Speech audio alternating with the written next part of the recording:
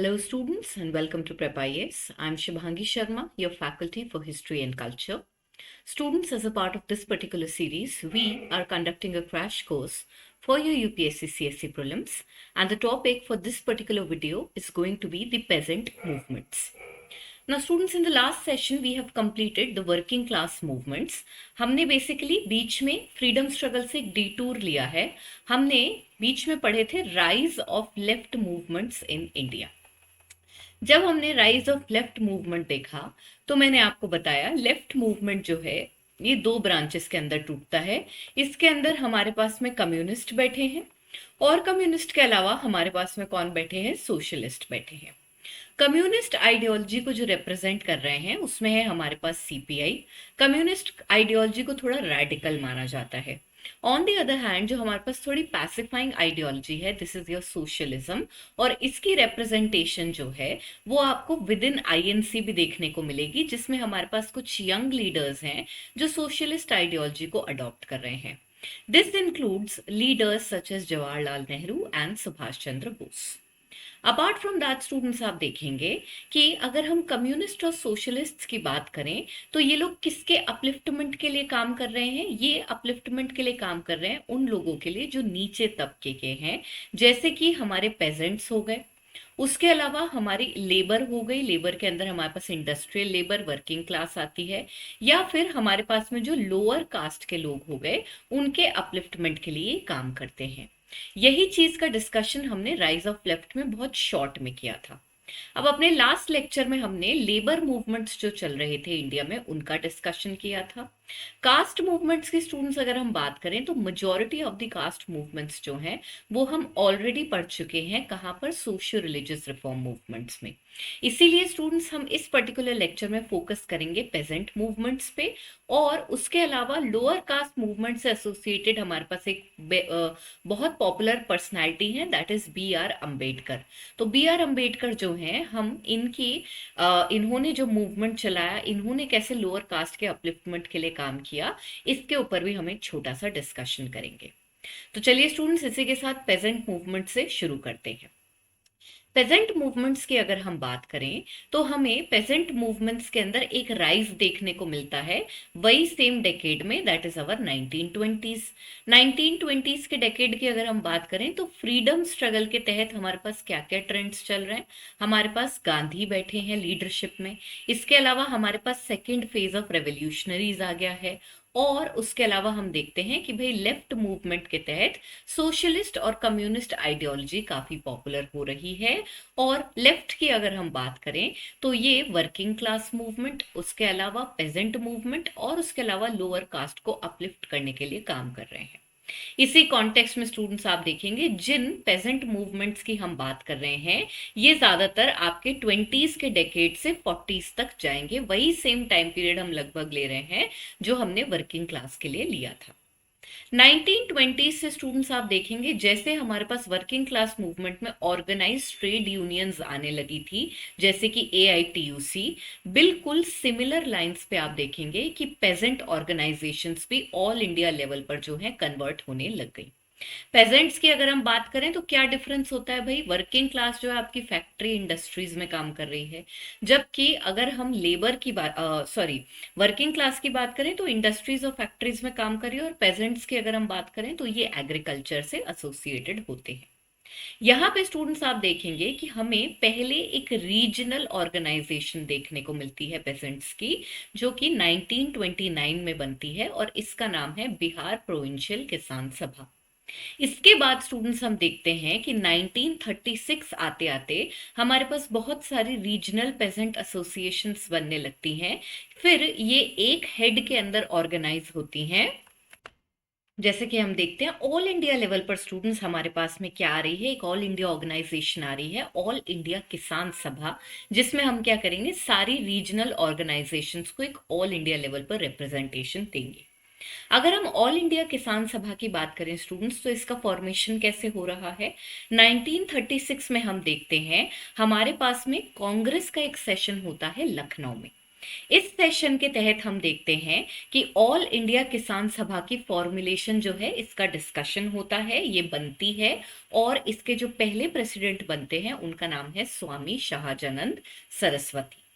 यहाँ पर स्टूडेंट्स आप देखेंगे कि जब ऑल इंडिया किसान सभा बनती है तो ये कुछ किसान मैनिफेस्टो, मैनिफेस्टो का मतलब क्या होता है, it's a document that is reflecting the philosophy, the ideology of any particular party. तो ये किसान मैनिफेस्टो बनता है और इसके तहत हम देखते हैं ये कैसी डिमांड्स कर रहे हैं पेजेंट्री के लिए। उनके लिए ये डिमांड कर रहे हैं जैसे कि जमींदारी का अबॉलिशन होना चाहिए, उसके अलावा ऑक्यूपेंसी राइट्स जो हैं वो सब टेनेंट्स के लिए होने चाहिए, और ओवरऑल ये पेजेंट के अपलिफ्टमेंट के लिए काम करना चाहते हैं। ऑल इंडिया किसान सभा का स्टूडेंट्स आगे जाके हम और डिटेल के अंदर डिस्कशन करेंगे कि भाई इसमें कौन लोग इन्वॉल्व हैं, क्या क्या चला इसके तहत और क्या पेजेंट मूवमेंट्स ऑर्गेनाइज हुए। इससे पहले स्टूडेंट्स हम क्या करेंगे, अगेन सेम हमारी लाइन क्या ड्रॉ हो गई, बीच में 1920 की हो गई। 1920 से के बाद में हम क्या देख रहे हैं, ऑर्गेनाइज्ड पेजेंट एसोसिएशंस आ रही हैं। और ये जो ऑर्गेनाइज्ड पेजेंट एसोसिएशंस आ रही हैं इनके साथ में हमारे को नेशनल लीडरशिप देखने को मिल रही है। तो इसका डिस्कशन हम ऑलरेडी कर चुके हैं। इससे पहले हमारे पास 1920 से पहले जो कुछ पेजेंट मूवमेंट्स हुए थे उनका डिस्कशन भी हम कर लेंगे, and then we will go towards these organised peasant associations and how they were working towards the cause of peasant movements. इसमें स्टूडेंट्स जो हम सबसे पहला रिबेलियन या पेजेंट मूवमेंट डील करने वाले हैं, this is your Indigo rebellion. Again students हम अभी क्या कर रहे हैं, हम 1920 से पहले जो मेजर पेजेंट मूवमेंट्स हुए हैं उनका डिस्कशन कर रहे हैं। जब ये कंप्लीट हो जाएगा तो मैं आपको इसका नेचर भी बता दूंगी and how it is differing from those movements which will happen after 1920। तो यहाँ पर स्टूडेंट्स हम देखते हैं कि 1920 से पहले हमारे पास जो पहला बड़ा पेजेंट मूवमेंट होता है इसका नाम है इंडिगो रिबेलियन। इंडिगो रिबेलियन की अगर हम बात करें तो इंडिगो रिबेलियन बंगाल के अंदर होता है, और यहाँ पर ये जो रिबेलियन हो रहा है ये इंडिगो ग्रो करने वाले पेजेंट्स कर रहे हैं। बेसिकली आप देखेंगे कि बंगाल के अंदर हमारे पास में यूरोपियन प्लांटर्स बैठे हैं, यानी कि प्लांटेशन ओनर्स कौन बैठे हैं, ये है यूरोपियंस। ये क्या कर रहे थे, ये बंगाल के जो पेजेंट्स हैं उनको फोर्स कर रहे थे कि आप जो है अपनी लैंड के ऊपर इंडिगो ग्रो करो इंस्टेड ऑफ फूड क्रॉप्स, जिससे कि ये अपना प्रॉफिट बढ़ा सके। यहाँ पे स्टूडेंट्स अगर हम इंडिगो का एक छोटा सा प्रोफाइल बनाएं तो इंडिगो जो है ये एक कैश क्रॉप होती है। इसके अलावा आप देखेंगे इंडिगो जो है ये जिस भी लैंड के ऊपर ग्रो करी जाएगी तो वहां की ऑटोमेटिकली क्या है, फर्टिलिटी धीरे धीरे रिड्यूस हो जाती है। तो इस कॉन्टेक्स्ट में स्टूडेंट्स आप देखेंगे कि हमारे पास में जो यूरोपियन प्लांटर्स बैठे हैं ये अपने फायदे के लिए इंडिगो ग्रो करवा रहे हैं। इंडिगो क्या होता है students, indigo is a dye all together that is use to colour the clothes in the indigo colour. तो यहाँ पे हमने देख लिया कि ये कैश क्रॉप है, एक डाई की तरह यूज होती है, और जहां भी हम इंडिगो ज्यादा ग्रो करेंगे उसकी फर्टिलिटी डिक्रीज होने लग जाएगी लैंड की। तो ये यूरोपियन प्लांटर्स जो हैं इन पेजेंट्स को फोर्स कर रहे हैं कि अपनी लैंड पे जो है इंडिगो उगाओ। अब यहाँ पर हम देखते हैं भाई फोर्स करने वाली ऐसी क्या बात हो गई। फोर्स करने वाली बात ये है स्टूडेंट्स कि इंडिगो वैसे तो एक कैश क्रॉप है, लेकिन जो प्लांटर्स इनके ऊपर बैठे हैं, जो यूरोपियन प्लांटर्स इनके सर पे बैठे हैं, वो इनसे एक फिक्स्ड प्राइस के ऊपर इंडिगो खरीदते थे जो कि काफी कम होती थी। यानी कि पेजेंट्स को क्या हो रहा है, पेजेंट्स को फाइनेंशियल लॉस हो रहा है। इस वजह से इनके लिए इंडिगो ट्रेड जो है, इंडिगो का जो प्रोडक्शन है ये काफी ल्यूक्रेटिव नहीं था। मोर ओवर स्टूडेंट्स, जैसा कि मैंने आपको बताया, ओवर टाइम अगर हम किसी एरिया के अंदर इंडिगो ग्रो करते हैं तो वहां की सॉइल की फर्टिलिटी डिक्रीज हो जाती है। इसके अलावा स्टूडेंट्स आप देखेंगे जो पेजेंट्स यहाँ पर इंडिगो ग्रो कर रहे हैं वो ट्रेडर्स और मिडिल मैन के हाथों भी पस्त हैं।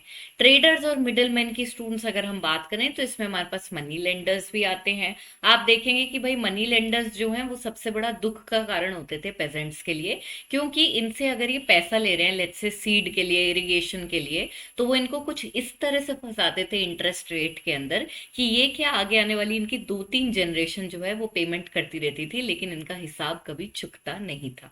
और इस वजह से स्टूडेंट्स हम देखते हैं कि यहाँ के जो पेजेंट्स हैं वो अपने आप को ऑर्गेनाइज करते हैं और इंडिगो हम कल्टीवेट नहीं करेंगे इसके ऊपर इंडिगो रिबेलियन को स्टार्ट करते हैं। एज अ रिजल्ट स्टूडेंट्स क्या होता है, इंडिगो रिबेलियन जब ये पेजेंट स्टार्ट करते हैं तो आप देखेंगे बहुत सारे बंगाल के जो हमारे पास में स्पेशली वो लोग हैं जो प्रेस से जुड़े हुए हैं, वो लोग आके इंडिगो रिबेलियन के तहत जो पेजेंट्स है उनकी प्लाइट को अपने न्यूज़पेपर्स या जर्नल्स के अंदर छापना शुरू करते हैं। यहाँ पर स्टूडेंट्स हम देखते हैं सपोर्ट कहाँ से मिल रहा है इनको, प्रेस दे रही है और मिशनरीज दे रहे हैं। प्रेस की अगर हम बात करें तो हमारे पास एक बंगाली जर्नलिस्ट हैं जिनका नाम है हरीश चंद्र मुखर्जी। ये अपने न्यूज़पेपर द हिंदू पेट्रियट के अंदर जो है इंडिगो रिबेलियन की बात करते हैं और पेजेंट्स की जो बुरी परिस्थिति हो रखी है इसको हाईलाइट करने की कोशिश करते हैं। मोर ओवर स्टूडेंट्स आप देखेंगे कि इंडिगो रिबेलियन के तहत एक बहुत पॉपुलर प्ले लिखा जाता है जिसका नाम है नील दर्पण, और इस प्ले को बंगाली लैंग्वेज में लिखते हैं दीन बंधु मित्र। इसके अंदर स्टूडेंट्स आप देखेंगे कि इंडिगो पेजेंट्री की जो प्लाइट है, इनके ऊपर जो दुर्व्यवहार किया जा रहा है यूरोपियन इंडिगो प्लांटर्स के द्वारा, इसको बड़ी बखूबी से दर्शाया जाता है। मोर ओवर स्टूडेंट्स अगर हम 1860s की बात करें तो यहाँ पे मेन फॉर्म ऑफ एंटरटेनमेंट क्या होगा, मेन फॉर्म ऑफ एंटरटेनमेंट की बात करें तो 1860s चल रहे हैं भाई, आपके अकॉर्डिंग क्या होगा, कोई हम मॉल तो जा नहीं रहे हैं, पिक्चरें तो देख नहीं रहे हैं, तो यहाँ पर आप मान के चलिए कि किसी भी एरिया के अंदर अगर कोई ड्रामा हो रहा है तो भारी तादाद में लोग आएंगे उस थिएटर परफॉर्मेंस को देखने के लिए, और इस वजह से नील दर्पण जो है बड़ा जोर पकड़ता है और बहुत लोग इस प्ले को देखने आते हैं, और इससे काफी लोगों में बंगाल के अंदर जागरूकता फैलती है कि इंडिगो उगाने वाले जो पेजेंट्स हैं इनके साथ बहुत बुरा हो रहा है। ये जो प्ले है स्टूडेंट्स पहली बार 1860 के अंदर पब्लिश होता है और ये बहुत बड़ी कंट्रोवर्सी क्रिएट कर देता है क्योंकि काफी लोग जो हैं इसको देख के जागरूक होने लगते हैं। आगे जाके इसकी पॉपुलैरिटी इतनी ज्यादा बढ़ती है कि ब्रिटिशर्स जो हैं उन्हें इस प्ले को ऑल टुगेदर बैन करना पड़ता है और एजिटेशन ना फैले इंडियंस के अंदर, इसलिए इसकी कंट्रोलिंग बहुत जरूरी हो जाती है। एज अ रिजल्ट स्टूडेंट्स हम देखते हैं, इसको कट करेंगे, यहाँ ईस्ट इंडिया कंपनी नहीं, यहाँ पर हम लिखेंगे ब्रिटिश गवर्नमेंट। ठीक है। एज अ रिजल्ट स्टूडेंट्स हम देखते हैं सरकार जो है उनको कुछ रेमिशंस देने पड़ते हैं, वो उनको मजबूर कर देती है पेजेंट्री कि भाई हमारे लिए जो है कुछ आप रेमिशंस लेकर आओ। एज अ रिजल्ट हम क्या करते हैं, इंडिगो कमीशन अपॉइंट करते हैं। ये जो इंडिगो कमीशन आती है स्टूडेंट्स, इसकी वजह से ये जो पेजेंट्स बैठे हैं इनके लिए कुछ पॉजिटिव गेन्स आते हैं। इन पॉजिटिव गेन्स की स्टूडेंट्स अगर हम बात करें तो 1860 के अंदर लगी हुई ये इंडिगो कमीशन जो है एक तरह से ऑर्डर पारित करती है कि जो पेजेंट्स हैं उनको फोर्स नहीं किया जा सकता इंडिगो ग्रो करने के लिए, और ये इनकी भारी जीत बनती है। और हम यहाँ पर देखते हैं इंडिगो पेजेंट्स जो हैं वो प्लांटर्स के अगेंस्ट जीत जाते हैं। तो यहाँ पे स्टूडेंट्स आप देखेंगे हमने इंडिगो रिबेलियन का अगर हम शॉर्ट देखें, शॉर्ट पॉइंट्स बनाए, तो हमारे पास में कहाँ पर हो रहा है, ये बंगाल के अंदर हो रहा है। टाइम पीरियड हमने ऑलरेडी लिख रखा है। कौन परेशान है, पेजेंट्स परेशान है। क्यों परेशान है, क्योंकि इंडिगो का जो लैंड है ओवरऑल उसके ऊपर हम देख रहे हैं कि भाई पावर में कौन बैठे हैं, हमारे पास यूरोपियन प्लांटर्स बैठे हैं जो इनको फोर्स कर रहे हैं कि आप इंडिगो ग्रो करो। फोर्स करने में प्रॉब्लम यह है कि इनको पैसा भी ठीक नहीं मिल रहा, at the same time food crop ये उगा नहीं सकते, और तीसरी बात है इनकी लैंड की फर्टिलिटी डिक्रीज हो रही है।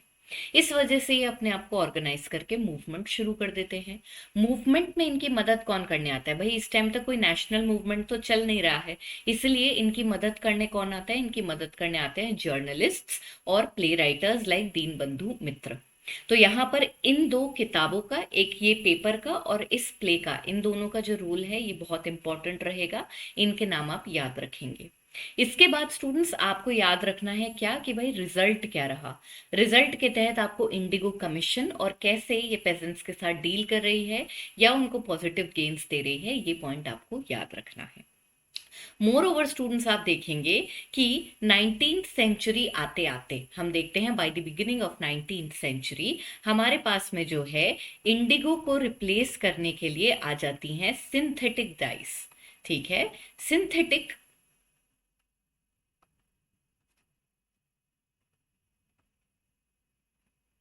सिंथेटिक डाइज आ जाती हैं हमारे पास इंडिगो को रिप्लेस करने के लिए।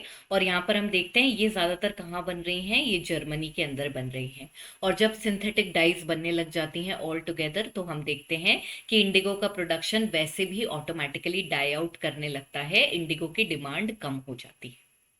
इसी के साथ स्टूडेंट्स आगे बढ़ते हैं टुवर्ड्स आवर नेक्स्ट मूवमेंट। ये भी हमारा 1920 से पहले का मूवमेंट है और ये पॉपुलरली जाना जाता है by the name of Pabna movement. Pabna movement भी इंडिगो रिबेलियन की तरह बंगाल के अंदर ही हुआ था। और यहाँ पर स्टूडेंट्स हम देखते हैं कि जो पेजेंट्स हैं वो किसके अगेंस्ट राइज कर रहे हैं, ये अपने लैंडलॉर्ड्स के अगेंस्ट राइज कर रहे हैं।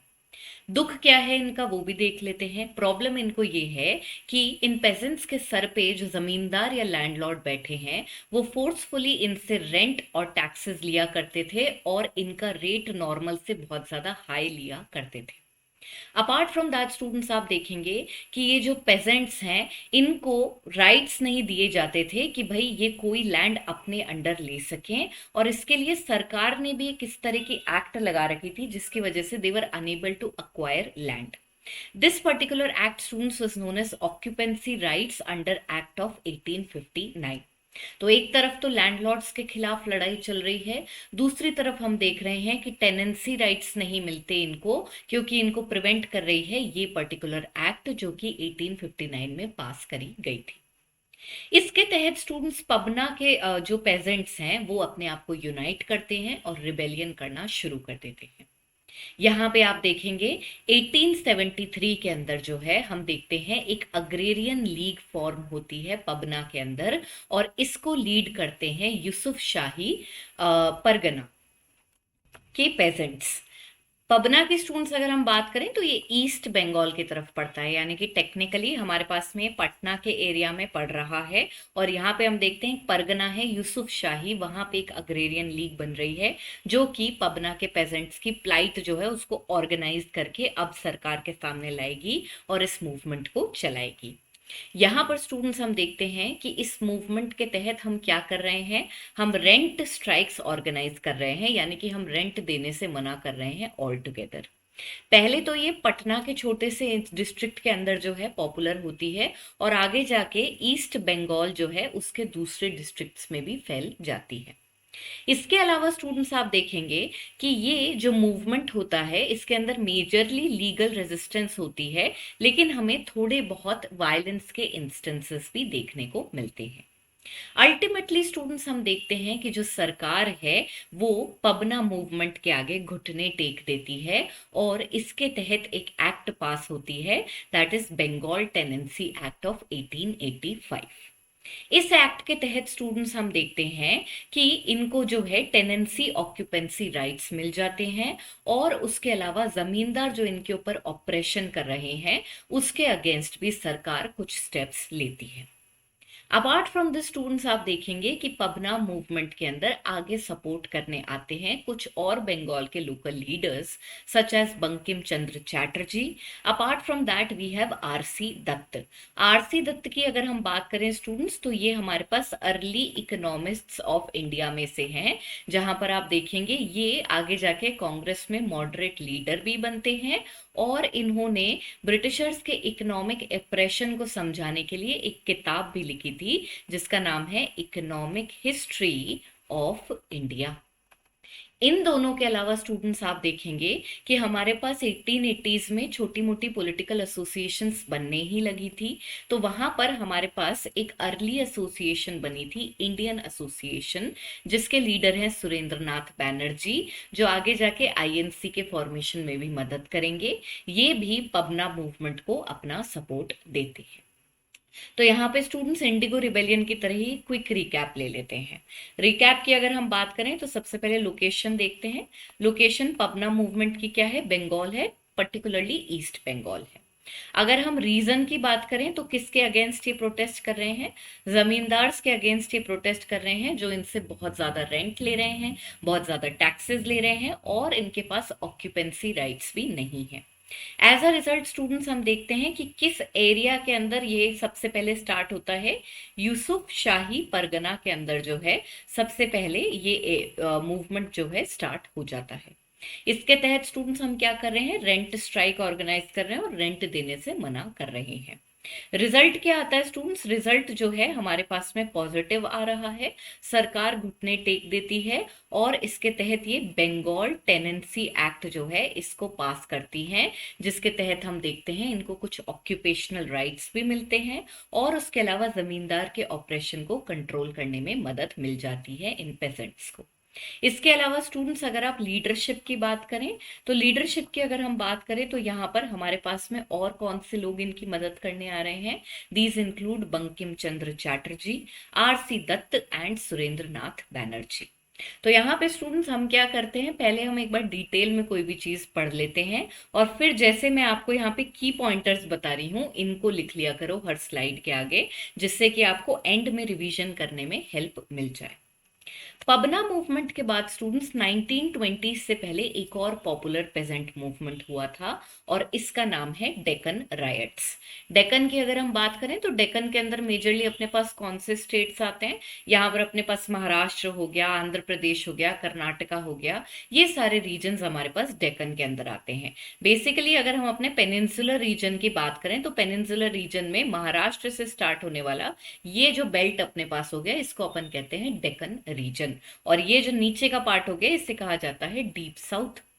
यहाँ पे स्टूडेंट्स आप देखेंगे डेक्कन पेसेंट्स की अगर हम बात करें तो अब इन्होंने राइट्स करने क्यों शुरू किए हैं, इन्होंने राइट्स इसलिए करने शुरू किए हैं क्योंकि यहाँ पर जो मारवाड़ी और गुजराती मनी लेंडर्स बैठे हैं वो इनको बहुत ज्यादा ऑप्रेस कर रहे हैं। क्यों ऑपरेस कर रहे हैं स्टूडेंट्स, मैंने आपको बताया मनी लेंडर्स कैसे ऑपरेस करते हैं।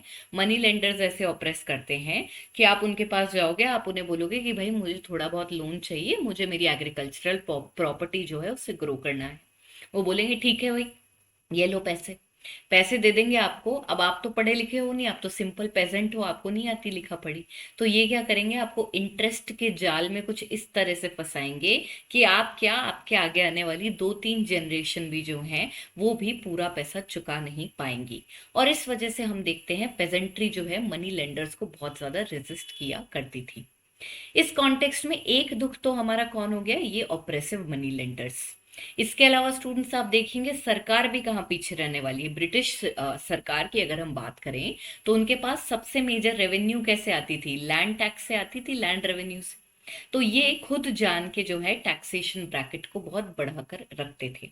तो इस कॉन्टेक्स्ट में हम देखते हैं पेजेंट्री जो है हेवी टैक्सेशन से भी सफर कर रही है, जहां पे नॉर्मल से 50% ऊपर रेट बढ़ा दी गई इन रीजन्स के अंदर। As a result students Deccan के जो पेजेंट्स हैं हेवी टैक्सेशन में मनी लेंडर्स के ऑपरेशन से परेशान हो चुके थे और इस वजह से उन्होंने फाइनली डिसाइड किया कि हम इस ऑपरेशन के अगेंस्ट आवाज उठाएंगे। फिर इन्होंने 1874 के अंदर डिसाइड किया कि हम एक बॉयकॉट मूवमेंट चलाएंगे अगेंस्ट दी मनी लेंडर्स।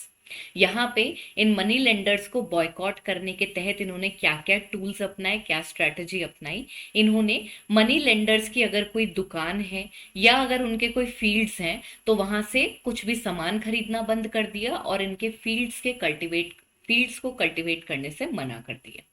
इसके अलावा आप देखेंगे कि जो हमारे पास और छोटे प्रोफेशनल्स हो गए जैसे कि बार्बर, वॉशरमैन, शू मेकर, इन्होंने बोला कि हम किसी भी मनी लेंडर के लिए काम नहीं करेंगे। तो यहाँ पर इन्होंने एक बहुत ही कारगर जो है सोशल बॉयकॉट का मूवमेंट चलाया। ये जो मूवमेंट था स्टूडेंट्स स्टार्टिंग में आप देखेंगे महाराष्ट्र के रीजन में था, लेकिन आगे जाके और एरियाज में फैल जाता है, महाराष्ट्र के ही और एरियाज में फैल जाता है जैसे कि पूना, अहमदनगर, शोलापुर एंड सतारा। यहाँ पर सिस्टमैटिकली मनी लेंडर्स जो हैं उनके अगेंस्ट रायट्स किए जाते हैं, उनको बॉयकॉट किया जाता है और इस वजह से जो है इनके फाइनेंसेस गड़बड़ाने लगते हैं। जब बहुत जोर पकड़ लेता है डेक्कन रायट्स तो हम देखते हैं फाइनली सरकार जो है उसको इंटरवीन करना पड़ता है और मूवमेंट को रिप्रेस करना पड़ता है। मूवमेंट को रिप्रेस करने के तहत इनको डेक्कन के जो पेजेंट्स हैं उनको कुछ कंसेशंस भी देने पड़ते हैं, and these concessions come in the name of Deccan agriculturalist relief act. और इसके तहत हम देखते हैं एक तो टैक्सेस के अंदर कुछ रिडक्शन होता है, मोर ओवर हम देखते हैं कि जो मनी लेंडर्स हैं उनको एक तरह से वार्निंग दी जाती है कि भाई आप जो है पेजेंट्स को ऑप्रेस नहीं करेंगे। तो यहाँ पर स्टूडेंट्स हम देख रहे हैं फिर से इंडिगो, पबना और डेक्कन तीनों के तीनों में जो है गवर्नमेंट को कंसेशंस देने पड़े। और ये जो डेक्कन रिलीफ एक्ट है स्टूडेंट्स, ये आती है 1879 में। तो यहाँ पर स्टूडेंट्स हमने 3 मेजर मूवमेंट्स देख लिए जो कि 1920 से पहले हुए हैं। अब इनका नेचर एनालाइज कर लेते हैं। हेडिंग देते हैं प्री 1920s पेजेंट मूवमेंट्स। इस कॉन्टेक्स्ट में अपन ने कौन से 3 मूवमेंट देखे? हमने देखा इंडिगो रिबेलियन, इंडिगो के अलावा हमने देखा पबना मूवमेंट, और पबना मूवमेंट के अलावा हमने देखे डेक्कन रायट्स। ये दोनों कहाँ हुए हैं? इंडिगो और पबना हुए हैं बंगाल में, और डेक्कन रायट्स तो डेक्कन के रीजन में हुए हैं। मेजरली अगर हम स्टेट देखें तो अपना पड़ गया महाराष्ट्र वाला एरिया। इन तीनों के अंदर ही स्टूडेंट्स हम देख रहे हैं मेन कारण क्या है? मेन कारण है कि एक तो जमींदार जो हैं, जमींदार और मनी लेंडर जो हैं, ये इन गरीब पेजेंट्स को क्या करते थे? ऑप्रेस किया करते थे। तो एक मेन रीजन इन मूवमेंट्स का है operation of zamindars and money lenders. सरकार की अगर हम बात करें तो सरकार के कॉन्टेक्स्ट में क्या ऑपरेशन है इनके ऊपर? हेवी टैक्स का बर्डन, इंक्रीजिंग टैक्स का बर्डन जो इन पे लगाया जाता था। इस वजह से हम देखते हैं कि भाई एक के बाद एक जो है इंडिगो, पबना और डेक्कन जो है इन तीनों के अंदर रिवोल्ट होते हैं। इंडिगो की अगर हम बात करें तो टेक्निकली इनके ऊपर जो प्लांटर्स बैठे हैं वो यूरोपियंस हैं, तो उनका केस हल्का सा डिफरेंट हो गया। बाकी पबना और डेक्कन के अंदर काफी कॉमननेस आपको देखने को मिलेगी। तीनों ही जगहों पर स्टूडेंट्स आप देखेंगे कि हमारे पास जो पेजेंट्स हैं वो अपने आप को यूनाइट करते हैं, और यूनाइट करने के तहत ये क्या करते हैं? जो स्ट्राइक्स करते हैं वो मेजरली नॉन वायलेंट ही होती है।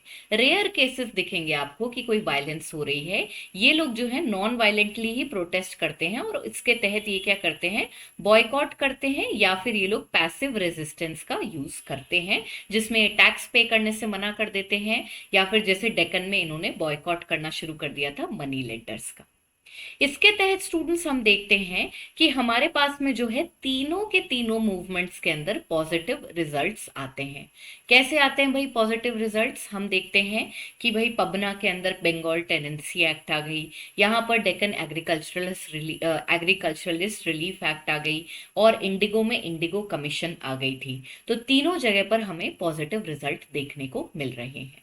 तो ये तो अपन ने इसका क्विक रिकैप लिया। अब यहाँ पर अगर हम नेचर की बात करें स्टूडेंट्स, तो नेचर की अगर हम बात करें तो ये जो मूवमेंट्स हैं इनको स्मॉल स्केल तो नहीं कहा जा सकता, क्योंकि एक जगह ये स्टार्ट होते थे लेकिन जल्दी से आसपास के एरिया में फैल जाते थे। तो मूवमेंट को हम कह सकते हैं कि भाई मीडियम स्केल का मूवमेंट है। मोर ओवर स्टूडेंट्स यहाँ पर जो लैक कर रहा है वो ये है कि हमारे पास कोई बड़े नेशनल लीडर, ठीक है, नेशनल लीडरशिप जो है वो यहाँ लैक कर रही है।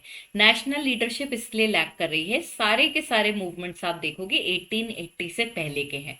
नेशनलिज्म का उदय नहीं हुआ था, तो किस बात की national leadership? Despite all this students आप देखोगे कि ऑलमोस्ट हर जगह हमें पॉजिटिव रिजल्ट्स देखने को मिले हैं। ये एक चीज वर्किंग क्लास मूवमेंट से डिफर करती है, क्योंकि 1920 से पहले आप देखेंगे वर्किंग क्लास के अगर मूवमेंट्स होते थे तो जरूरी नहीं है कि उनके पास कोई बड़े भारी गेन्स आए। तो ये अपन ने प्री 1920s के पेजेंट मूवमेंट देखे, उनका नेचर देखा, और ये देखा कि कैसे इनको पॉजिटिव रिजल्ट्स मिल रहे हैं। इसी के साथ स्टूडेंट्स आगे बढ़ते हैं, और जो बीच की दीवार हमने बनाई थी अब हम उसको लांघने वाले हैं। दैट इज 1920 से आगे आ गए हैं हम, और इस कॉन्टेक्स्ट में हम 4 मेजर पेजेंट मूवमेंट्स देखेंगे जो 1920s के बाद हुए थे। 1920s के बाद जो मूवमेंट्स हो रहे हैं स्टूडेंट्स, मेरे ख्याल में अब मेरे को आपको रिपीट करने की जरूरत नहीं है। यहाँ मेजर डिफरेंस क्या आने वाला है, यहाँ पर लीडरशिप का बहुत मेजर डिफरेंस आने वाला है। क्यों? क्योंकि इस टाइम तक जोरों शोरों से नेशनल मूवमेंट चलना शुरू हो गया है। नेशनल मूवमेंट को डोमिनेट कर रहे हैं महात्मा गांधी, जो कि खुद पेजेंट्स के लिए बहुत बढ़ चढ़ के काम करते थे। इसके अलावा हम देखते हैं लेफ्ट आइडियोलॉजी के राइज होने की वजह से हमारे पास और लेफ्ट विंग पार्टीज बैठी हैं, जैसे कि सीपीआई, जो भी पेजेंट के अपलिफ्टमेंट के लिए काम कर रही है। तो मेन डिफरेंस 1920 से पहले और बाद का ये है कि नेशनल मूवमेंट से जोड़े जा रहे हैं ये पेजेंट मूवमेंट्स, जो कि 1920 के बाद हुए हैं। यहाँ पर स्टूडेंट्स आप देखेंगे 1920s का जो पहला रिबेलियन हम डिस्कस करने वाले हैं, इसका नाम है मोपला रिबेलियन। इसकी बात हमने पहले भी करी थी। हम देखते हैं कि हमारे पास में अर्ली पेजेंट मूवमेंट्स जब आए थे, उस टाइम पर भी हमने देखा है कि पहले भी एक बार मोपला रिबेलियन हुआ था, लेकिन 1920s में अलग शेप में होता है। यहाँ पे 1921 के अंदर ये रिबेलियन हो रहा है। And who are the Moplas students? Moplas are basically Muslim tenant farmers in Malabar region, और इनके ऊपर जो लैंडलॉर्ड्स बैठे हैं वो हिंदू हैं। तो आप देखेंगे आगे जाके ये जो लड़ाई है ये पेजेंट मूवमेंट से कन्वर्ट होके कम्युनल लाइंस पर भी आ जाएगी, क्योंकि ये 1920s के बाद का मूवमेंट है। आप देखेंगे कि इस टाइम पर क्या चल रहा है भाई। 1920 में क्या स्टार्ट हुआ था? नॉन कोऑपरेशन मूवमेंट, और उसको मर्ज कर दिया था हमने खिलाफत एजिटेशन के साथ। तो हम देखते हैं मोपला मूवमेंट जो है ये खिलाफत एजिटेशन के साथ मर्ज कर दिया जाता है, और यहाँ पर आपके पास नेशनल लेवल की लीडरशिप आ रही है, जिसमें महात्मा गांधी, अली ब्रदर्स में से शौकत अली और मौलाना अबुल कलाम आजाद जो है ये जाके मोपला पेजेंट्स की मदद करते हैं, इनकी मीटिंग्स को एड्रेस करते हैं। तो यहाँ पर स्टूडेंट्स मैंने आपको क्या बताया था, मेन चीज का जो चेंज आएगा इस टाइम पे वो ये है कि 1920s के बाद के जो पेजेंट मूवमेंट्स हैं इनके अंदर हमारे को नेशनलिस्ट लीडर्स जो हैं उनका साथ मिलेगा, और इसलिए इनकी आवाज जो है देश भर में गूंजेगी। यहाँ पर स्टूडेंट्स हम देखते हैं कि हिंदू लैंडलॉर्ड्स जो हैं वो अपेरेंटली इनको ऑप्रेस कर रहे थे, और यहाँ पर हम देखते हैं ऑप्रेस किस तरह से कर रहे थे। इनसे बहुत हाई रेंट्स एक्सट्रैक्ट करी जा रही थी, रिन्यूअल फीस बहुत हाई एक्सट्रैक्ट करी जा रही थी, और टेन्योर की सिक्योरिटी नहीं थी। भाई ये टेनेंट फार्मर्स हैं, तो मान लो कि उनको कह दिया कि आपको 6 महीने के लिए लैंड देंगे, इसके ऊपर आप काम कर लो, लेकिन 3 महीने में ही एकदम से आके कह दिया नहीं नहीं अब आप काम नहीं करोगे, चले जाओ। तो सिक्योरिटी नहीं है टेन्योर की, और उसके ऊपर जो लैंड इनको मिल रही है वो भी बहुत हाई है, हाई रेंट पे मिल रही है, और इस वजह से ये लोग परेशान हैं। बेस्ट पार्ट जो मैंने आपको बताया वो लीडरशिप का है। अब आप सोचें कि आप एक पेजेंट हैं, आप मोपला पेजेंट हैं, आप मालाबार में बैठ के लड़ रहे हैं, और आपके पीछे आके महात्मा गांधी खड़े हो जाते हैं कि मैं आपको इंसाफ दिलाऊंगा। तो इस कॉन्टेक्स्ट में स्टूडेंट्स 1920s के बाद के पेजेंट मूवमेंट्स बड़े दिलचस्प बन जाते हैं। यहाँ पर स्टूडेंट्स हम देखते हैं कुछ समय बाद ये जो मोपला पेजेंट्स हैं स्टूडेंट्स हमारे पास में, ये क्या हिंदूज को इस तरह से देखने लगते हैं कि ये ब्रिटिश अथॉरिटीज की मदद कर रहे हैं, और इस वजह से मोपला रिबेलियन जो है वो एक अलग ही लाइन पर चला जाता है। ये anti government anti landlord movement की जगह कम्युनल लाइंस के ऊपर चला जाता है। ऑन दी अदर हैंड जब हमने नॉन कोऑपरेशन और खिलाफत एजिटेशन की बात करी थी, तो इसकी नींव क्या थी? इसकी नींव है हिंदू मुस्लिम यूनिटी। और जब ये लोग इनको कम्युनल लाइंस की तरफ टर्न होते हुए देखते हैं, तो महात्मा गांधी, शौकत अली, ये जो लीडर्स हैं ये अपना हाथ इनके सर पे से हटा देते हैं और यहां से अलग हो जाते हैं और मोपलास को आइसोलेट कर देते हैं। इस कॉन्टेक्स्ट में स्टूडेंट्स हम देखते हैं कि मोपला रिबेलियन जो है उसको कोई पॉजिटिव रिजल्ट्स मिले बिना ही दिसंबर 1921 में इसको कॉल ऑफ कर लिया जाता है, और इसका मेन कारण क्या है? यहाँ पर कम्युनल ओवरटोन्स का आना। तो यहाँ पे स्टूडेंट्स क्विक रिकैप में आपको क्या क्या याद रखना है? एक तो ये याद रखना है मोपला कौन थे, ये मुस्लिम टेनेंट फार्मर्स हैं। कौन से रीजन में भाई? मालाबार में। किसके खिलाफ लड़ रहे हैं? ये अपने लैंडलॉर्ड्स के खिलाफ लड़ रहे हैं जो इनसे बहुत हाई रेंट एक्सट्रैक्ट करते हैं, और इनके लैंडलॉर्ड्स जो हैं वो हिंदू हैं। लीडरशिप का आपको जरूर याद रखना है। पुराने 1920 से पहले में अपने पास लोकल लीडर्स बैठे हैं, लेकिन यहाँ पर अपने पास नेशनल लीडर्स आ रहे हैं, इसलिए आप महात्मा गांधी का नाम और शौकत अली इन दोनों का नाम याद रखेंगे। और यहाँ पर एंड में रिजल्ट क्या रहा? कम्युनल ओवरटोन्स आने की वजह से हम देखते हैं कि नेशनलिस्ट लीडर्स इनके सर पे से अपना हाथ हटा देते हैं। 1920s का जो दूसरा मेजर पेजेंट मूवमेंट स्टूडेंट्स हमें देखने को मिलता है, जिसको हमने नॉन कोऑपरेशन मूवमेंट में मर्ज करा था, वो था हमारा एका मूवमेंट, और ये 1921 में शुरू हुआ था। मैंने आपको नॉन कोऑपरेशन के टाइम ही स्टूडेंट्स बता दिया था कि हमने कई सारे पेजेंट मूवमेंट्स के नाम पढ़े थे, और मैंने आपको कहा था इनको मैं आगे आपके लिए अलग से डिस्कस करूंगी। तो उसमें मोपला रिबेलियन हम कर चुके हैं, और नेक्स्ट हमारे पास एका मूवमेंट है। एका मूवमेंट को लिटरली अगर अपन इंग्लिश में ट्रांसलेट करें तो ये हो गया यूनिटी मूवमेंट। और ये मूवमेंट जो है स्टूडेंट्स, आप देखेंगे हरदोई, भरेच और सीतापुर के एरियाज के अंदर शुरू किया गया था। इसकी लीडरशिप की अगर हम बात करें तो इसके पहले पार्ट के अंदर लीडरशिप दी गई कांग्रेस और खिलाफत मूवमेंट के लीडर्स के तहत, लेकिन आगे जाकर हम देखते हैं एक लोकल लीडर जो है वो एका मूवमेंट की लीडरशिप को अपने हाथ में ले लेते हैं, और इनका नाम है मदारी पासी। यहां पर स्टूडेंट्स आप देखेंगे एका मूवमेंट में पेजेंट्स लड़ क्यों रहे हैं, रीजन देख लेते हैं भाई। लीडरशिप देखी हमने इस पॉइंट के अंदर, और इस पॉइंट के अंदर हम देख रहे हैं रीजन, और यहां पर अपन ने देखी लोकेशन। तो रीजन क्या है, अगेन सिमिलर रीजंस होते हैं। वर्किंग क्लास के रीजन भी ऑलमोस्ट सेम थे, उसी तरह से प्रेजेंट मूवमेंट्स के रीजन भी ऑलमोस्ट सेम है, और वो ये है कि रेंट बहुत ज्यादा ली जा रही है। और हम देखते हैं कि हमारे पास में जो मिडिल मैन है, जो कलेक्शन करने के लिए बैठे हैं रेंट का, इनका नाम है ठेकेदार। तो ठेकेदार जो थे ये क्या चालाकी करते थे, ये मैं आपको बताती हूँ। तो ठेकेदार के पास में जिम्मेदारी थी कि इन एरियाज के अंदर उनको रेंट कलेक्ट करनी है और फिर सरकार के पास लेके जानी है। तो ये क्या हो गए, ये अपने मिडिल मैन हो गए। अब ये जो मिडिल मैन थे ये क्या करते थे, मान लो कि कोई पेजेंट है और उसकी टैक्स लाइबिलिटी, उसका जो रेंट बनता है वो बनता है लेट से 1,000 रुपए, ठीक है। लेकिन ये ठेकेदार जाएगा और उससे जबरदस्ती क्या करेगा, 5,000 रुपए ले लेगा। अब इसको जो पर्ची काट के देनी है पेजेंट को, तो जो ये इसको रिसीट या स्लिप बनाकर देगा वो 1,000 रुपए की देगा, जिससे ऑन पेपर रिकॉर्ड में ये आया है कि ठेकेदार ने इनसे जो इनकी रेंट बनती थी वही ली है। तो ये चालाकी करते थे यहाँ पर ठेकेदार्स। तो हाई रेंट इनसे एक्सट्रैक्ट कर रहे हैं, और रिकॉर्डेड रेंट से कम 50% ऊपर रेंट ले लिया करते थे। ये हमने एक रैंडम एग्जाम्पल लिया है। अब यहाँ पे इन ठेकेदार से परेशान होकर एका मूवमेंट शुरू होता है, जहां पे पेजेंट्स इनके खिलाफ यूनाइट होने लगते हैं। जैसे कि मैंने आपको बताया, अर्ली लीडरशिप कांग्रेस और खिलाफत मूवमेंट दे रहा है, वो इस पेजेंट मूवमेंट को अपने नॉन कोऑपरेशन मूवमेंट के साथ जोड़ रहे हैं। लेकिन आगे जाके हम देखते हैं कि एक लोकल लीडर जो है वो एका मूवमेंट की डोर अपने हाथ में ले लेते हैं। जब अर्ली लीडरशिप हमारे पास आती है स्टूडेंट्स, उस टाइम पे पेजेंट्स क्या करते हैं, वो लड़ने लग जाते हैं, और वो ठेकेदार को कहते हैं कि तुम जितने की मुझे रसीद दे रहे हो मैं उतना ही रेंट पे करूंगा, और बिना रसीद के मैं रेंट पे करूंगा ही नहीं। मोर ओवर इनसे जबरदस्ती लेबर भी कराई जाती थी, उसके लिए भी इन्होंने रिफ्यूज करना शुरू कर दिया। तो मैंने आपको बताया ठेकेदार क्या चालाकी कर रहे हैं, और फिर पेजेंट्स जो हैं वो रिटेलिएट कैसे कर रहे हैं।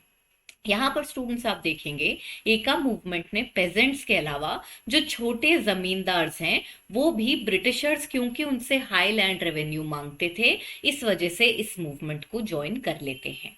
तो पेजेंट्स के अलावा हमारे पास और कौन बैठे हैं, छोटे जमींदार बैठे हैं।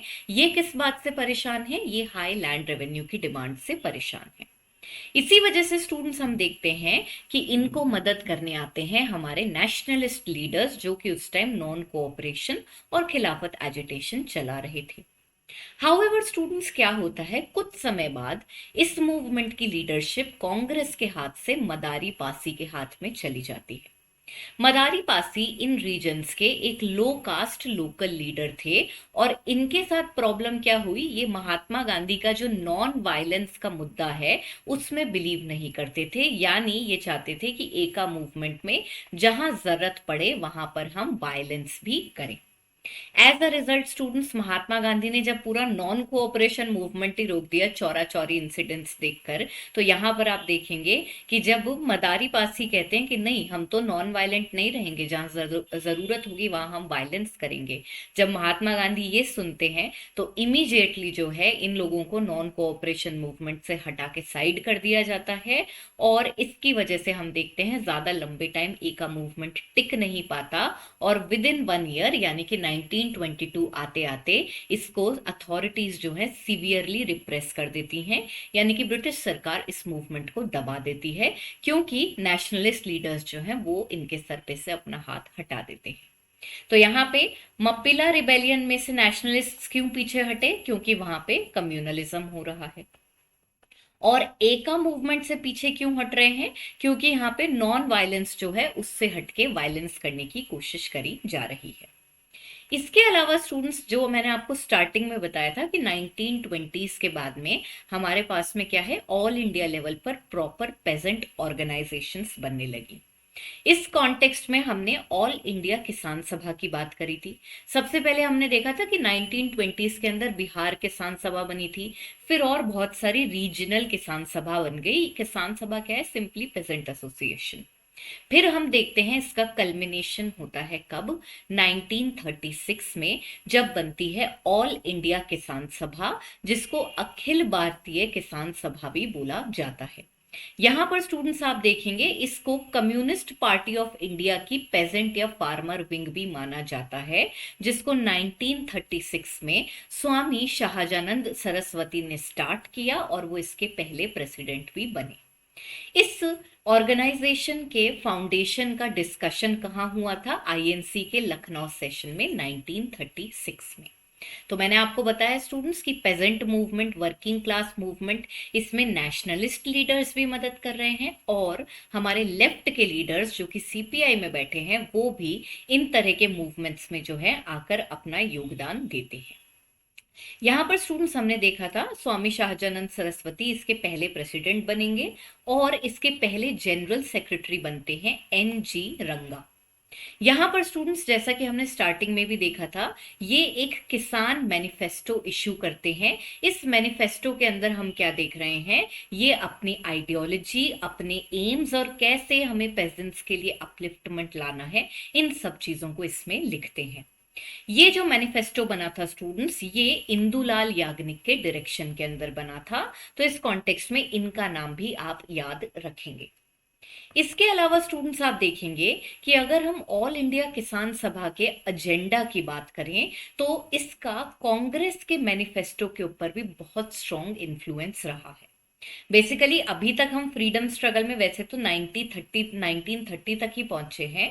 यहां पर आप अभी इतना समझें कि 1937 में हमारे प्रोविंशियल इलेक्शंस होने वाले हैं, यानी कि जो हमारी प्रोविंशियल लेजिस्लेटिव असेंबली होगी उसके लिए इलेक्शन होने वाले हैं। जब वो इलेक्शंस होते हैं तो कांग्रेस उसमें पार्टिसिपेट करती है और कांग्रेस उस पार्टिसिपेशन के तहत जो अपना मैनिफेस्टो छापती है उसमें हम देखते हैं कि ऑल इंडिया किसान सभा के इन्फ्लुएंस के तहत ये लोग पेजेंट्स के अपलिफ्टमेंट को अपने मैनिफेस्टो का एक मेजर पॉइंट बनाते हैं। यहाँ पे स्टूडेंट्स, अगर हम ऑल इंडिया किसान सभा की बात करें तो इनका जो मेन एम था, इनका जो मेन गोल था वो ये था कि ये लैंड लॉर्डिज्म यानी कि जमींदार वाली जो प्रथा है उसको खत्म करना चाहते हैं और उसके अलावा ये फ्री एग्रीकल्चरल लैंड जो है रूरल लेबरर्स को प्रोवाइड करना चाहते हैं। ये पॉइंट आपके पास सीधे सीधे स्टेटमेंट बेस्ड क्वेश्चन बन के आ सकता है, इसलिए इसको आपको एकदम रट लेना है। इसके अलावा ऑल इंडिया किसान सभा जो है स्टूडेंट्स, वो रूरल मासेस का स्टैंडर्ड ऑफ लिविंग बढ़ाना चाहती थी और उसके अलावा एग्रीकल्चरल और इंडस्ट्रियल डेवलपमेंट के लिए काम कर रही थी। Apart from this students, all India किसान सभा के जो लीडर्स हैं वो कहते हैं कि हमें एग्रीकल्चर के अंदर जो एक्सप्लॉयटेशन चल रही है, रूरल लेबरर्स के ऊपर जो ऑपरेशन चल रहा है उसे खत्म करना है और इसीलिए हम उसके खिलाफ काम कर रहे हैं। So with this students, let's proceed further towards another important peasant movement that had happened again after 1920s, and this I am sure all of you know about. This is known as the Bardoli Satyagraha. Bardoli Satyagraha students 1925 में गुजरात के अंदर होता है। सबसे पहले इस सत्याग्रह का reason देखते हैं। बेसिकली बारदोली का जो एरिया है, यहाँ के जो पेजेंट्स हैं, ये सीवियर फ्लड की वजह से, सीवियर फ्लड और फेमिन की वजह से जो है इनकी जो क्रॉप है वो बहुत खराब हो जाती है और इनकी जो यील्ड है वो एडवर्सली अफेक्ट होती है। इसके बावजूद आप देखेंगे कि बॉम्बे प्रेसिडेंसी जो है इनके यहाँ पे टैक्स रेट 22% से बढ़ा देती है। तो एक तरफ तो क्रॉप उगी ही नहीं, और उसके बावजूद हम देखते हैं कि टैक्स रेट बढ़ा दी गई है 22% से। अब क्या होता है, पेजेंट्स अपने आप को यूनाइट करते हैं और सरकार से गुहार लगाने लगते हैं, पिटीशन लगाते हैं, अपील लगाते हैं, हाथ पैर जोड़ते हैं कि भाई आप जो है टैक्स रेट को मत बढ़ाइए। इसके बावजूद स्टूडेंट्स आप देखेंगे कि गवर्नमेंट जो है वो इनकी एक भी बात सुनती नहीं है, और जो है टैक्स रेट को आगे जाकर बढ़ा देती है। फिर फाइनली स्टूडेंट्स क्या होता है, ये अपने आप को यूनाइट करते हैं और ये जाके नेशनलिस्ट लीडर्स की मदद मांगते हैं, बारदोली के पेजेंट्स, कि प्लीज आप आएं और हमारी मदद करें। यहाँ पर स्टूडेंट्स आप देखेंगे 1928 में बारदोली के जो फार्मर्स हैं वो वल्लभ भाई पटेल को अप्रोच करते हैं और उन्हें कहते हैं कि भाई हमारी सरकार के खिलाफ मदद करें, ये हमारी पूरी क्रॉप खराब हो चुकी है, उसके बावजूद हमसे इतनी हेवी टैक्सेशन ले रहे हैं। इस कॉन्टेक्स्ट में वल्लभ भाई पटेल फार्मर्स से सबसे पहले ये प्रॉमिस लेते हैं कि ये जो मूवमेंट चलेगा इसके अंदर आप किसी भी वे में वायलेंस का यूज नहीं करेंगे। जब फार्मर्स इनको ये अश्योरेंस दे देते हैं कि हाँ भाई हम कोई वायलेंस का यूज नहीं करेंगे, तब वल्लभ भाई पटेल बारदोली के पेजेंट्स को ऑर्गेनाइज करते हैं और शुरू होता है हमारा बारदोली सत्याग्रह। यहाँ पर स्टूडेंट्स ये जो प्रोटेस्ट मूवमेंट स्टार्ट होता है इसके अंदर हम पैसिव रेजिस्टेंस करते हैं, और इसके तहत हम क्या कर रहे हैं, टैक्सेस पे करने से सिंपली मना कर रहे हैं। So we are doing civil disobedience all together, where in we have decided that we are not going to pay taxes all together. यहाँ पर स्टूडेंट्स आप देखेंगे वल्लभ भाई पटेल के अलावा महात्मा गांधी भी जो हैं वो बारदोली के पेजेंट्स के साथ में एम्पथेटिक हैं, और इनको सपोर्ट देने के लिए बारदोली सत्याग्रह या बारदोली के अंदर जो भी प्रॉब्लम्स चल रही हैं उनके ऊपर अपनी मैगजीन यंग इंडिया के अंदर आर्टिकल्स छापते हैं, जिससे कि देश भर में लोगों को पता चले कि बारदोली के अंदर ये प्रॉब्लम चल रही है। तो हमने यहाँ पर स्टूडेंट्स इस पर्टिकुलर स्लाइड में रीजन देख लिया किस वजह से बारदोली के पेजेंट्स परेशान हैं, और लीडरशिप की बात कर ली। लीडरशिप में हमारे पास कौन है इस बार, वल्लभ भाई पटेल हैं। यहाँ पर स्टूडेंट्स हम देखते हैं पटेल जब स्टार्ट करते हैं बारदोली का सत्याग्रह तो यहाँ पर ये बहुत सारे मेन और विमेन दोनों को ऑर्गेनाइज कराते हैं, और यहाँ पे सबसे यूनिक बात ही ये है कि हमारे पास बहुत सारी विमेन हैं बारदोली में जो कि एक्टिवली बारदोली सत्याग्रह में पार्टिसिपेट कर रही हैं और टैक्स पेमेंट करने से मना कर रही हैं। यहाँ पर स्टूडेंट्स आप देखेंगे जब बारदोली सत्याग्रह में फाइनली इनको सक्सेस मिल जाएगी, उस टाइम पे ये विमेन ही होंगी बारदोली की जो वल्लभ भाई पटेल को सरदार वल्लभ भाई पटेल बना देंगी। तो सरदार का टाइटल वल्लभ भाई पटेल को कब मिलता है, बारदोली सत्याग्रह के बाद, और ये टाइटल इन्हें कौन दे रहा है, ये टाइटल इन्हें बारदोली की विमेन दे रही है। इसके अलावा स्टूडेंट्स हमारे पास में बारदोली सत्याग्रह के तहत वॉलंटियर्स कहाँ कहाँ से आ रहे हैं, हमें यहाँ पे हिंदू, मुस्लिम और पारसी कम्युनिटीज से वॉलंटियर्स मिल रहे हैं, यानी कि कोई भी कम्युनलिज्म नहीं है। ओवरऑल हम देख रहे हैं सेक्युलर वे के अंदर हर कम्युनिटी, हर जेंडर आके मदद कर रही है बारदोली के पेजेंट्स की। इसके अलावा स्टूडेंट्स हम देखते हैं कि ये जो पेजेंट्स हैं अपने सत्याग्रह को आगे ले जाने की कोशिश में क्या करते हैं, ये डिसीजन लेते हैं कि हम जान के लॉ तोड़ेंगे और हम टैक्सेस की पेमेंट करने से हम टैक्स की पेमेंट नहीं करेंगे। यहाँ पर स्टूडेंट्स आप देखेंगे कि वो पेजेंट्स जो कि बारदोली सत्याग्रह में पार्टिसिपेट नहीं करते, ब्रिटिशर्स को सपोर्ट कर रहे हैं या फिर टैक्सेस पे कर रहे हैं, उनको बाकी लोगों ने सोशली बहिष्कृत करना शुरू कर दिया, उनका बहिष्कार हो रहा है, उनको बॉयकॉट किया जा रहा है। बारदोली सत्याग्रह के तहत स्टूडेंट्स आप देखेंगे कि हमारे पास एक गरीब पेजेंट कास्ट भी है जिन्हें हम कह रहे हैं कली परज कास्ट। ये हमारे बहुत ही गरीब तबके के लैंडलेस लेबरर्स हैं, तो इनके बेटरमेंट के लिए, इनके अपलिफ्टमेंट के लिए भी काम करा जा रहा था। इस स्लाइड के की टेक अवे की बात करते हैं। एक तो हमने देखा पार्टिसिपेशन कहां से आ रही है, पिछली स्लाइड के अंदर हमने क्या क्या देखा था, रीजन और लीडर। यहां हम क्या देख रहे हैं, पार्टिसिपेशन कहां से आ रही है। पार्टिसिपेशन के अलावा सरदार वल्लभ भाई पटेल को सरदार का टाइटल मिला है, ये एक इंपॉर्टेंट फैक्ट है। और इसके अलावा एक पॉइंट जो स्टूडेंट्स आपको और याद रखना है वो है इस पर्टिकुलर कास्ट का, जो है कली परज कास्ट, जिसके लिए हमने स्पेसिफिकली काम किया है। इस कॉन्टेक्स्ट में स्टूडेंट्स हम देखते हैं कि यहाँ पर जो पेजेंट्स हैं वो इविक्शन रेजिस्ट करते हैं। इविक्शन, अगर तुम टैक्स पे नहीं करोगे तो तुम्हारी जो लैंड है उसको जब्त कर लिया जाएगा और तुम्हें वहां से निकाल दिया जाएगा। तो यहाँ पर इविक्शन को रेजिस्ट किया जाता है और लैंड को जब्त नहीं होने देते हैं बारदोली के पेजेंट्स। यहाँ पर स्टूडेंट्स हम देखते हैं कि बारदोली सत्याग्रह के तहत सिर्फ पेजेंट्स ही टैक्स पेमेंट करने से मना नहीं कर रहे, बल्कि इस एरिया के अंदर हमारे पास जो और बड़े नेशनलिस्ट लीडर्स बैठे हैं वो इनके साथ बॉयकॉट जो है, हमारा जो बॉयकॉट चलेगा ब्रिटिशर्स की तरफ या फिर उन लोगों की तरफ जो कि ब्रिटिशर्स की मदद कर रहे हैं, उसमें शामिल होते हैं कई बड़े लीडर्स जैसे कि के.एम. मुंशी और लालजी नरन जी। ये दोनों क्या करते हैं, ये बॉम्बे लेजिस्लेटिव काउंसिल में बतौर पॉपुलर मिनिस्टर्स की तरह काम कर रहे होते हैं, लेकिन बारदोली सत्याग्रह को सपोर्ट करने के लिए ये दोनों क्या करते हैं, रिजाइन कर देते हैं। ये मूवमेंट यूं तो लोकल था स्टूडेंट्स, गुजरात के एक छोटे से एरिया में हो रहा था, लेकिन महात्मा गांधी, सरदार वल्लभ भाई पटेल और इतने सारे लीडर्स के इन्वॉल्वमेंट की वजह से इसको नेशन वाइड अटेंशन मिलता है। जब बारदोली सत्याग्रह एक तरह से बहुत जोर पकड़ने लगता है तो सरकार को ये रियलाइज हो जाता है कि अगर हमने टाइमली एक्ट नहीं किया तो हो सकता है कि ज्यादा प्रॉब्लम आ जाए। इसीलिए गवर्नमेंट जो है कंसेशनरी मोड में आ जाती है और एक कमीशन सेटअप करती है जिसका नाम है मैक्सवेल ब्रूमफील्ड।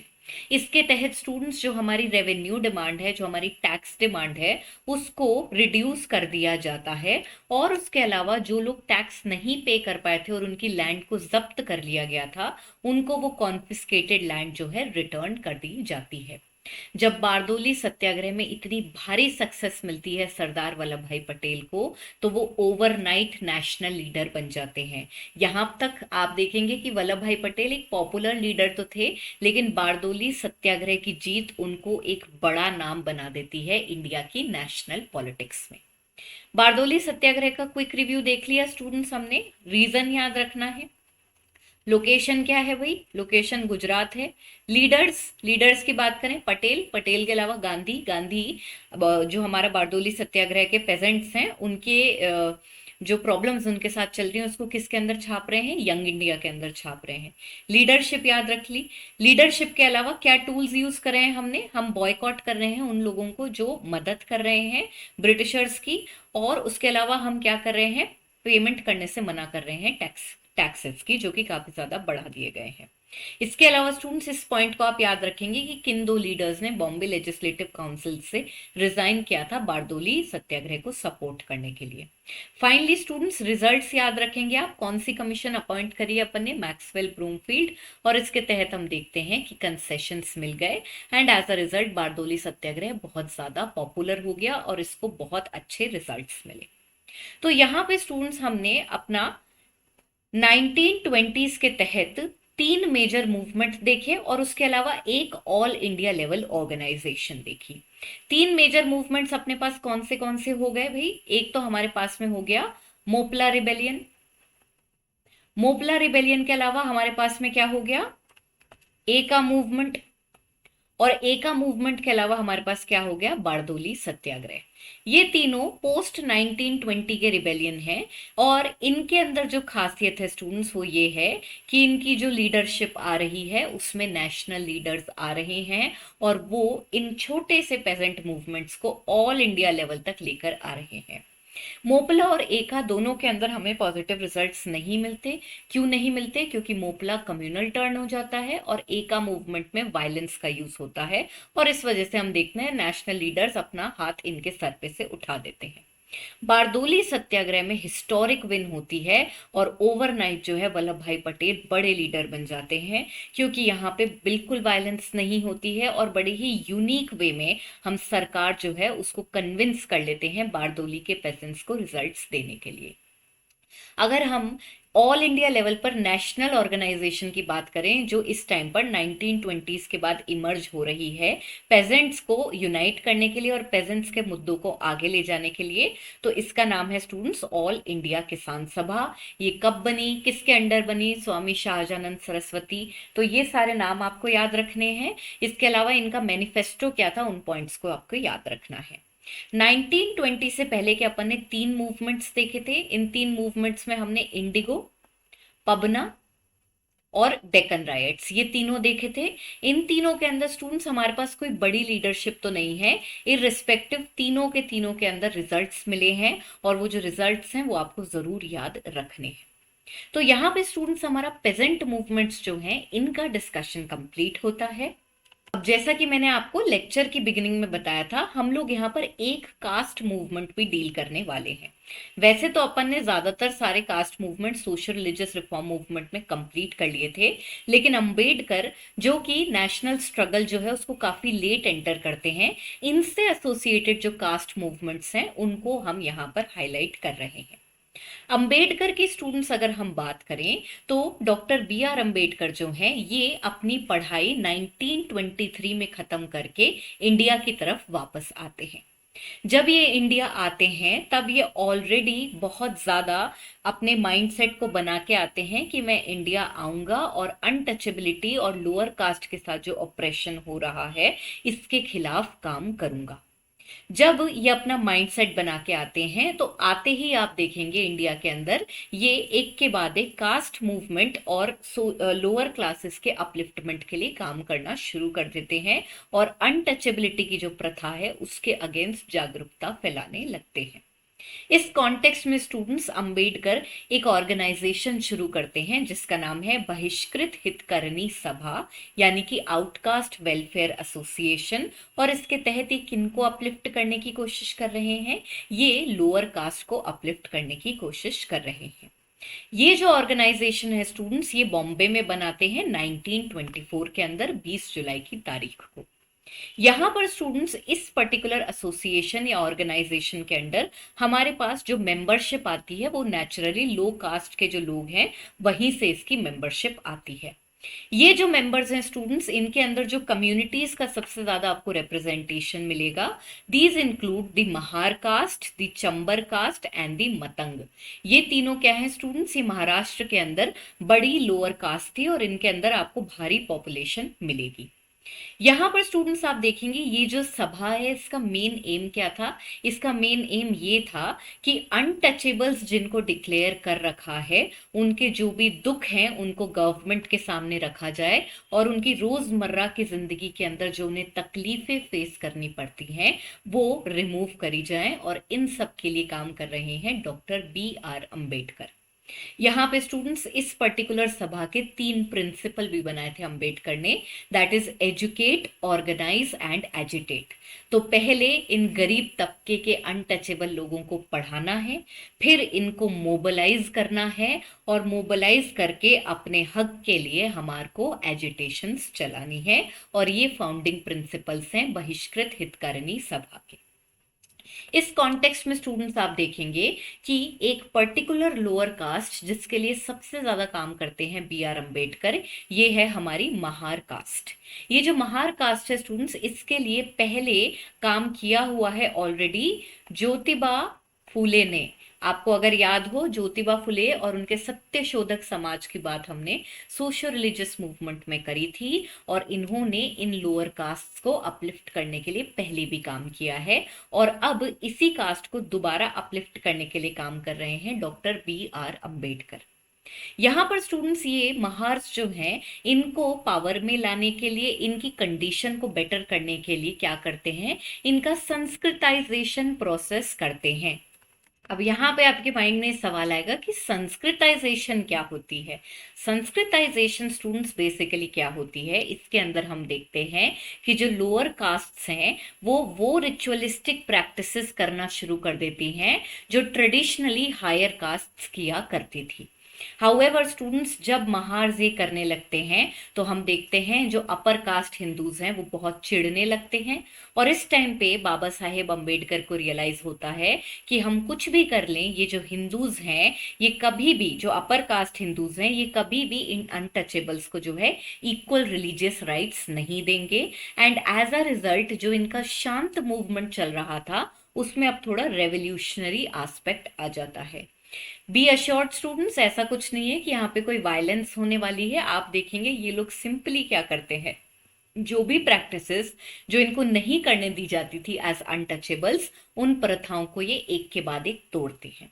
तो यहाँ पर स्टूडेंट्स आप देखेंगे सेंचुरी ओल्ड ट्रेडिशंस रहे हैं, जिसके तहत अनटचेबल्स को मंदिरों में एंटर नहीं करने देते थे। पब्लिक जो हमारे वेल हो गए या पॉन्ड्स हो गए, इनमें से पानी नहीं लेने देते थे। और जो हमारे नॉर्मल स्कूल्स हो गए, उसमें अनटचेबल्स के बच्चे पढ़ने नहीं जा सकते। ये कुछ मेजर प्रॉब्लम्स रही, जिसकी वजह से हम देखते हैं इनको समाज से एक तरह से बॉयकॉट करके रख रखा था ऑल टुगेदर। इस वजह से बी आर अम्बेडकर क्या करते हैं, 1927 के अंदर एक कैंपेन शुरू करते हैं, सत्याग्रह कैंपेन शुरू करते हैं महाड़ में। यहां पर स्टूडेंट्स आप देखेंगे कि ये जो महार कम्युनिटी है, इनको लेकर ये एक प्रोसेशन शुरू करते हैं from the Chaudar tank to Colaba. So basically Bombay के अंदर ये एक मार्च शुरू करते हैं, जिसमें इनके साथ पीछे कौन चल रही है, ये लो कास्ट महार कम्युनिटी। यहां पर स्टूडेंट्स आप देखेंगे कि इस मार्च के तहत ये जो अनटचेबल्स हैं, ये पब्लिक टैंक्स में से पानी निकाल कर पीते हैं। और उसके अलावा इस पर्टिकुलर मार्च के तहत publicly B R Ambedkar Manusmriti की जो कॉपीज हैं उनको जलाते हैं। मनुस्मृति क्या है स्टूडेंट्स, आई होप आप सब जानते होंगे। मनुस्मृति के अंदर ही वर्ण डिवाइडेड ऑर्डर का हमें ठीक से एग्जाम्पल मिलता है। मनुस्मृति कुछ इस तरह की बातें करती है कि भगवान के पैरों से शूद्र निकले हैं, सर से ब्राह्मण निकले हैं। तो ये सारी जो एक तरह से हम कह सकते हैं सोशल इविल्स थे, उनका जिनेसिस माना जाता है मनुस्मृति को, at least according to the lower caste. तो यहाँ पर स्टूडेंट्स हम देखते हैं मनुस्मृति को ओपनली जलाया जाता है, और पब्लिक जो हमारे कुएं हो गए उनमें से पानी निकाला जाता है बाय दी अनटचेबल्स। यहाँ पर स्टूडेंट्स आप देखेंगे कि ये अपने आप में एक बहुत बड़ा हिस्टोरिक विन है ऑल टुगेदर, जहां पर अंबेडकर और इन लोगों ने मिलके पहली बार सॉलिडारिटी दिखाई है और अनटचेबिलिटी जो है इसके अगेंस्ट अपनी आवाज बहुत तरीके से उठाई है। महार मूवमेंट के अलावा स्टूडेंट्स आप देखेंगे कि अंबेडकर एक टेम्पल एंट्री मूवमेंट भी शुरू करते हैं। टेम्पल एंट्री मूवमेंट जो है हमने साउथ इंडिया के अंदर भी देखे हैं। बिल्कुल सिमिलर लाइंस पे आपको एक कालाराम टेम्पल एंट्री मूवमेंट मिलेगा, जो कि 1930 में अंबेडकर ने शुरू किया था। कालाराम टेम्पल स्टूडेंट्स अपना नासिक की तरफ पड़ता है, और अगेन स्टूडेंट्स टेम्पल एंट्री के अंदर इश्यू क्या होता है, अनटचेबल्स को टेम्पल एंटर नहीं करने देते। तो इस वजह से हम क्या है, इस तरह के मूवमेंट चलाते हैं, जिससे कि अपर हिंदूज जो ब्राह्मण्स हो गए उनकी ऑर्थोडॉक्सी को तोड़ा जा सके। यहाँ पर स्टूडेंट्स अपना जो महार मूवमेंट है या कालाराम टेम्पल एंट्री मूवमेंट है, इन दोनों का एम क्या था, इनका एम था कि हिंदू हायरार्की को अपोज किया जाए और इनइक्वालिटी जो है अपर और लोअर कास्ट में उसको खत्म किया जाए। बी आर अम्बेडकर के पीछे जो इनके काफी सारे फॉलोवर्स चले, उन्होंने हिंदू डोमिनेंस के जाल से निकलने के लिए बुद्धिज्म की तरफ ध्यान दिया। बुद्धिज्म के अंदर कोई कास्ट सिस्टम नहीं होता, तो यहाँ पर स्टूडेंट्स हम देखते हैं कि ये लोग जो है बुद्धिज्म में कन्वर्ट कर लेते हैं। तो महार कम्युनिटी किसके इन्फ्लुएंस के अंदर बुद्धिज्म में कन्वर्ट हो रही है, अंबेडकर के इन्फ्लुएंस में हो रही है। इसके अलावा स्टूडेंट्स अपने इस मूवमेंट के तहत, जैसा कि हमने देखा, ये क्या कह रहे हैं कि भाई हमारे को टेम्पल्स एंटर करने दो, हमें भी एजुकेशन के राइट्स मिलने चाहिए, हम भी पब्लिक वाटर टैंक से पानी लेना चाहते हैं। और उसके अलावा स्टूडेंट्स आप देखेंगे कि अनटचेबिलिटी ओवरऑल जो प्रथा है उसको खत्म करने की गुहार लगाते हैं अंबेडकर और इनके फॉलोअर्स। तो यहाँ पे स्टूडेंट्स कास्ट मूवमेंट के तहत हमने सोशल रिलीजियस रिफॉर्म मूवमेंट्स में ऑलमोस्ट सारे पढ़ लिए थे। सिर्फ ये एक पर्टिकुलर पॉइंट था जो रह गया था, इसका डिस्कशन हमने यहाँ कंप्लीट कर लिया है। अगर हम इसका क्विक रिकैप लें तो अंबेडकर के कॉन्टेक्स्ट में आपको इन दो मूवमेंट्स के नाम याद रखने हैं। एक तो महार मूवमेंट हो गया, और दूसरा क्या हो गया, दूसरा हो गया आपका कालाराम टेम्पल मूवमेंट। महार के लिए मैंने आपको ऑलरेडी बताया है स्टूडेंट्स, ये महाराष्ट्र के अंदर एक बड़ी अनटचेबल कास्ट थी, जिसके अंदर बहुत सारी पॉपुलेशन है, और इनके लिए अंबेडकर से पहले ज्योतिबा या ज्योतिराव फूले ने भी काम किया है। इन दोनों मूवमेंट के अलावा स्टूडेंट्स आप उस ऑर्गेनाइजेशन का नाम याद रखेंगे जो कि अंबेडकर ने चलाई थी, बहिष्कृत सभा। तो इस नाम को आपको याद रखना है, और इस पॉइंट को भी जरूर याद रखें कि महार्स जो हैं उन्होंने अंबेडकर के इन्फ्लुएंस में बुद्धिज्म के अंदर कन्वर्ट कर लिया था। तो यहाँ पे स्टूडेंट्स हमारे पेजेंट मूवमेंट्स, एक मेजर कास्ट मूवमेंट, इनका डिस्कशन कंप्लीट होता है। जैसा कि मैंने आपको बताया स्टूडेंट्स, हमने 1930 पर आकर एक बार ब्रेक क्यों लिया था, क्योंकि 1920s में गांधी के अलावा हमारे फ्रीडम स्ट्रगल के अंदर लेफ्ट मूवमेंट का उदय और रेवोल्यूशनरीज का उदय हो रहा है। लेफ्ट मूवमेंट की अगर हम बात करें तो वो पेजेंट, वर्किंग क्लास और लोअर कास्ट के अपलिफ्टमेंट के लिए काम करना चाहते थे। और इस कॉन्टेक्स्ट में हमने एक बार को अपना फ्रीडम स्ट्रगल का पार्ट रोक के पहले देख लिया कि भाई इन डेकेड्स के अंदर कौन से वर्किंग क्लास मूवमेंट और कौन से पेजेंट मूवमेंट्स हुए हैं। So, with this, students, our discussion is complete. I hope you were able to understand all the topics thoroughly. Students, if you enjoy studying with me, don't forget to like this particular video. And also, don't forget to subscribe to our channel and press the bell icon so that you can be notified whenever a new video is coming up. Thank you so much again.